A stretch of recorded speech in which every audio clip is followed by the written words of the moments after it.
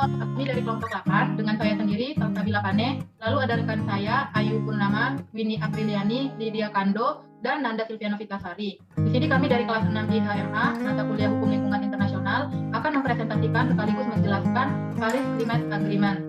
Baiklah, untuk mempersingkat waktu, kita mulai saja. Latar belakang, dampak perubahan iklim secara global telah menjadi perhatian masyarakat dunia dan bangsa-bangsa, termasuk di Indonesia. Nah, sebagai negara kepulauan yang memiliki berbagai sumber daya alam dan keanekaragaman yang tinggi, Indonesia memiliki potensi yang besar untuk terkena dampak negatif perubahan iklim, dan sekaligus juga memiliki potensi yang besar untuk turut andil dalam melakukan mitigasi maupun adaptasi terhadap dampak negatif perubahan iklim. Perubahan iklim, sebagaimana diketahui oleh banyak kalangan, merupakan suatu kejadian alam yang dapat dijelaskan secara ilmiah dan dianggap sebagai suatu hal yang wajar. Namun, ada yang membuat isu perubahan iklim menjadi semakin muncul di permukaan dan menjadi bahan perbincangan banyak orang karena dalam beberapa puluh tahun terakhir, tepatnya setelah era industrialisasi, sebagaimana hasil laporan Intergovernmental Panel on Climate Change, proses perubahan iklim berjalan semakin cepat dan dampak-dampak perubahan iklim dirasakan semakin meluas pada berbagai aspek kehidupan masyarakat dan semakin nyata dirasakan oleh umat manusia di berbagai belahan bumi.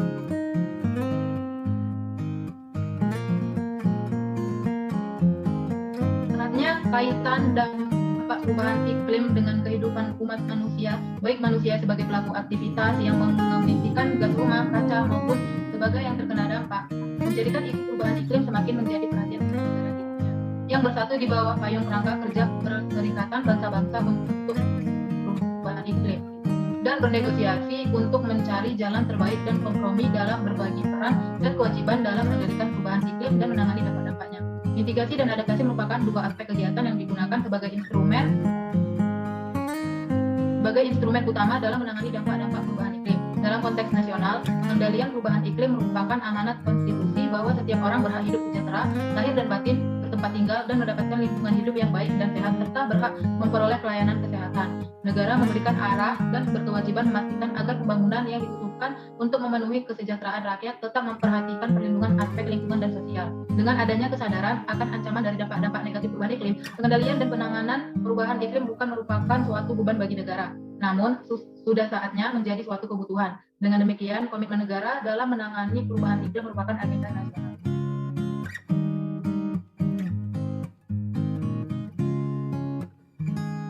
Persetujuan Paris bersifat mengikat secara hukum dan diterapkan semua negara, legal, binding, and applicable to all, dengan prinsip tanggung jawab bersama yang dibedakan dan berdasarkan kemampuan masing-masing, common but differentiated responsibilities and respective capabilities, dan memberikan tanggung jawab kepada negara-negara maju untuk menyediakan dana, peningkatan kapasitas, dan alih teknologi kepada negara berkembang. Di samping itu, persetujuan Paris mengamanatkan peningkatan kerjasama bilateral dan multilateral yang lebih efektif dan efisien untuk melaksanakan aksi mitigasi dan adaptasi perubahan iklim dengan dukungan pendanaan. Alih untuk melaksanakan aksi mitigasi, alih teknologi meningkatkan kapasitas yang didukung dengan mekanisme transparansi serta tata kelola yang berkelanjutan. Indonesia terletak di wilayah geografis yang sangat rentan terhadap dampak perubahan iklim. Secara umum, kenaikan suhu rata-rata di wilayah Indonesia diperkirakan derajat Celcius pada tahun 2100 dari kondisi periode tahun 1981 sampai 2010. Sedangkan untuk curah hujan, berdasarkan data pengamatan, telah terjadi pergeseran bulan basah dan kering. Intensitas curah hujan yang lebih tinggi dan durasi hujan yang lebih pendek terjadi di Sumatera bagian utara dan Kalimantan. Sedangkan curah hujan rendah dan durasi hujan lebih panjang terjadi di bagian selatan, Jawa, dan Bali. Selanjutnya latar belakang akan dijelaskan oleh rekan saya yang bernama Winnie. Kepada saudara Winnie dipersilakan. Baik, terima kasih. Selanjutnya yaitu saya akan membacakan latar belakang. Kenaikan muka air laut akibat perubahan iklim diproyeksikan mencapai 35-40 cm pada tahun 2050 relatif terhadap nilai tahun 2000. Kenaikan muka air laut tersebut akan mencapai 175 cm pada tahun 2100 dengan memperhitungkan faktor pencairan es di kutub utara dan selatan. Kota Tarakan menunjukkan kenaikan permukaan air laut sekitar 14,7 cm atau dengan ketidakpastian sekitar 6,25 cm pada tahun 2030 relatif terhadap kondisi saat ini. Variabilitas juga terjadi pada permukaan air laut akibat fenomena La Nina dan gelombang badai atau storm surges. Fenomena tersebut diperkirakan akan menaikkan permukaan air laut sebesar 15 cm dan 30 cm, sedangkan untuk wilayah Sumatera Selatan, kenaikan muka air laut antara 0,5 sampai 0,7 cm per tahun. Proyeksi kenaikan permukaan air laut pada tahun 2030 sebesar 13,5 kurang lebih sampai 6,15 cm relatif terhadap permukaan air laut pada tahun 2000. Selanjutnya, kajian risiko dan adaptasi perubahan iklim dilakukan di Kota Tarakan, Provinsi Sumatera Selatan dan Malang Raya. Kota Tarakan mengalami kenaikan suhu sebesar 0,63 derajat Celcius sepanjang 25 tahun terakhir. Provinsi Sumatera Selatan mengalami kenaikan suhu sebesar 0,67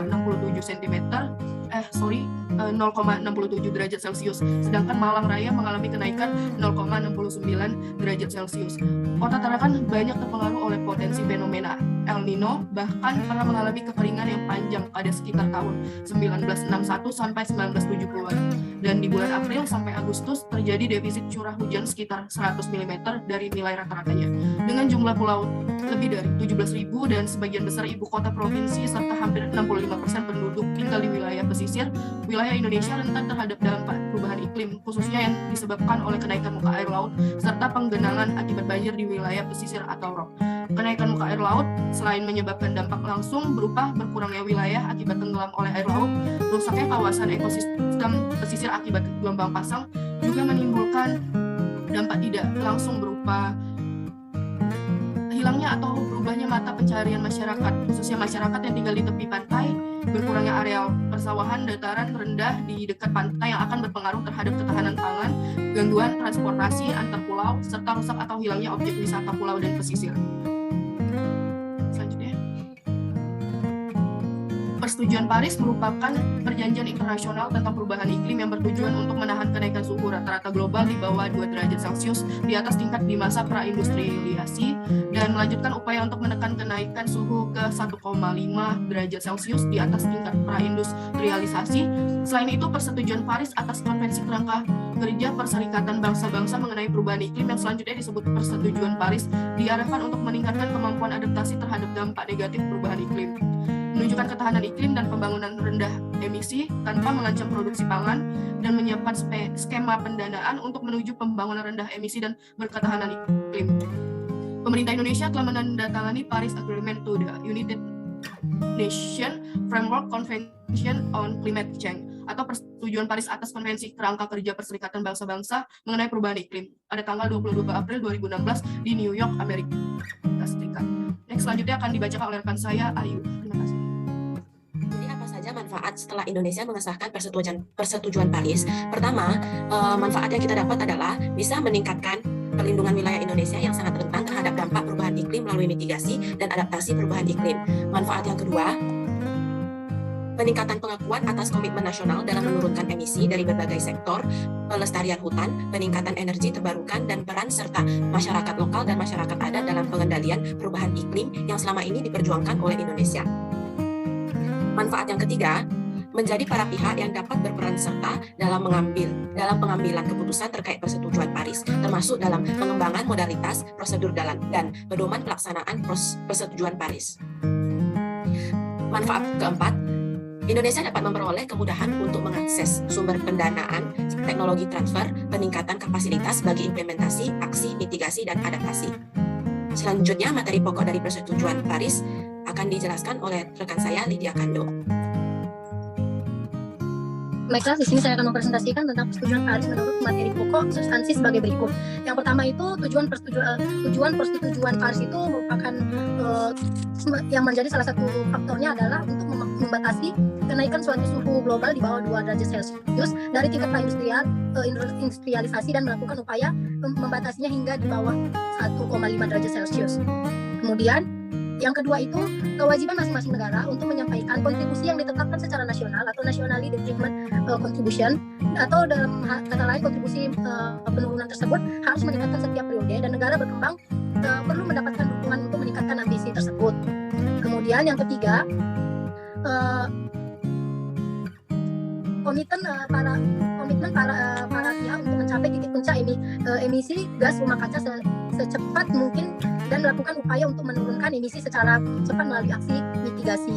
Kemudian yang keempat, pendekatan kebijakan dan insentif produktif untuk aktivitas penurunan emisi dari deforestasi dan degradasi hutan, serta mengelola hutan berkelanjutan, konservasi, dan meningkatkan cadangan karbon hutan termasuk melalui pembayaran berbasis hasil.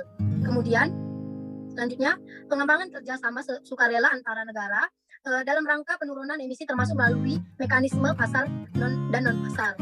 Kemudian, penetapan tujuan global adaptasi untuk meningkatkan kapasitas adaptasi, memperkuat ketahanan dan mengurangi kerentanan terhadap perubahan iklim sebagai pengakuan bahwa adaptasi merupakan tantangan globalisasi yang membutuhkan dukungan dan kerjasama internasional khususnya bagi negara yang berkembang. Selanjutnya, pengakuan pentingnya meminimaliskan dan mengatasi kerugian dari kerusakan atau loss and damage akibat dampak buruk dari perubahan iklim tersebut. Dan yang terakhir itu, kewajiban negara maju menyediakan sumber pendanaan untuk membantu para pihak negara berkembang dalam melaksanakan mitigasi dan adaptasi. Selain itu, pihak lain juga dapat memberikan dukungan secara sukarela. Mungkin materi selanjutnya akan dilanjutkan oleh rekan saya, Nanda Sylvia. Baik, selanjutnya ada peningkatan aksi kerjasama seluruh negara dalam hal pengembangan dan alih teknologi. Yang ke-10, perlunya kerjasama para pihak untuk memperkuat kapasitas negara berkembang dalam implementasi persetujuan Paris dan kewajiban negara maju untuk memperkuat dukungan bagi peningkatan kapasitas di negara berkembang. Yang ke-11 ada kerjasama para pihak dalam upaya penguatan pendidikan, pelatihan kesadaran publik, partisipasi publik, dan akses publik terhadap informasi mengenai perubahan iklim.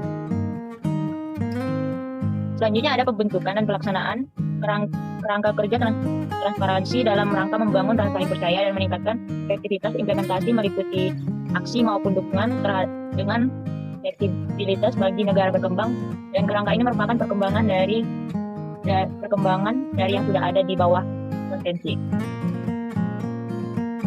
Selanjutnya ada pelaksanaan secara berkala investasi dari implementasi persetujuan Paris untuk menilai kemajuan kolektif dalam mencapai tujuan persetujuan Paris Global Cycle dimulai tahun 2023 dan selanjutnya dilakukan tiap 5 tahun. Selanjutnya ada pembentukan mekanisme untuk memfasilitasi implementasi dan mendorong kepatuhan terhadap persetujuan Paris. Persetujuan Paris berlaku pada hari ke-30 setelah 55 negara yang mencerminkan paling sedikit 55% emisi global telah menyimpankan piagam sertifikasi penerimaan persetujuan dan aseksi kepada lembaga penyimpanan depositary. Kemudian, tidak adanya persyaratan atau reservation yang dapat dibuat terhadap persetujuan Paris. Kemudian, kontribusi yang ditetapkan secara nasional sebagai pernyataan komitmen implementasi persetujuan Paris, yaitu dalam rangka mencapai tujuan persetujuan Paris, kontribusi nasional terhadap upaya global yang dituangkan dalam kontribusi yang ditetapkan secara nasional, semua negara pihak melaksanakan dan mengomunikasikan upaya ambisiusnya dan menunjukkan kemajuan dari waktu ke waktu yang terkait dengan kontribusi yang ditetapkan secara nasional, mitigasi, adaptasi, dan dukungan pendanaan, teknologi, dan pengembangan kapasitas bagi negara berkembang oleh negara maju. Kemudian, kontribusi yang ditetapkan secara nasional atau NDC Indonesia mencakup aspek mitigasi dan adaptasi. Sejalan dengan ketentuan persetujuan Paris, NDC Indonesia kiranya perlu ditetapkan secara berkala. Pada periode pertama, target NDC Indonesia adalah mengurangi emisi sebesar 29% dengan upaya sendiri dan menjadi 1% jika ada kerjasama internasional dari kondisi tanpa ada aksi atau business as usual pada tahun 2030 yang akan dicapai antara lain melalui sektor kehutanan, energi termasuk transportasi, limbah, proses industri, dan penggunaan produk dan pertanian. Komitmen NDC Indonesia untuk periode selanjutnya ditetapkan berdasarkan kajian kinerja dan harus menunjukkan peningkatan dari periode selanjutnya.